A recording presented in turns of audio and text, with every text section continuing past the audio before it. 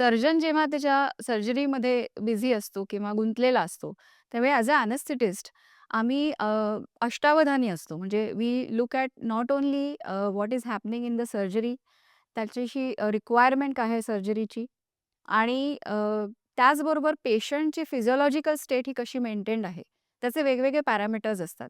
हे parameters patient किंवा patient किती हाय रिस्क आहे किंवा सर्जरी किती हाय रिस्क आहे, याप्रमाणे आम्ही ते डिसाईड करतो. आणि सगळ्यात महत्त्वाचं म्हणजे हे पॅरामीटर्स हे वेळोवेळी आम्ही चेक करतो, चेंज करतो. सर्जरीप्रमाणे ते मॉडिफाय करतो. पेशंटच्या रिक्वायरमेंटप्रमाणे मॉडिफाय करतो. Which will involve not only monitoring your vital signs like blood pressure, ECG monitoring तुमचं आहे, पल्स रेट मॉनिटरिंग आहे, oxygen saturation. Oxygen saturation, carbon dioxide saturation आहे, पेशंटचं ब्रीथिंग, रेस्पिरेशन आम्ही मॉनिटर करतो.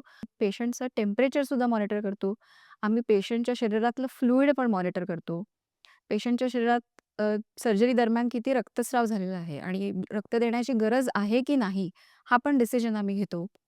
आणि इतकंच नाही तर काही डिटेल सर्जरीजमध्ये आम्ही अजून ॲडव्हान्स मॉनिटरिंग करतो आणि शरीरातलं इलेक्ट्रोलाइट्सचं प्रमाण, सोडियम, पोटॅशियम, क्लोराईड, कॅल्शियम म्हणजे या सगळ्या गोष्टी पण आम्ही मॉनिटर करतो आणि मॉडिफाय करतो. सो हे प्रत्येक सर्जरीत आम्ही ऑफकोर्स करत नाही. सर्जरीप्रमाणे ते जशी रिक्वायरमेंट आहे त्याप्रमाणे करतो.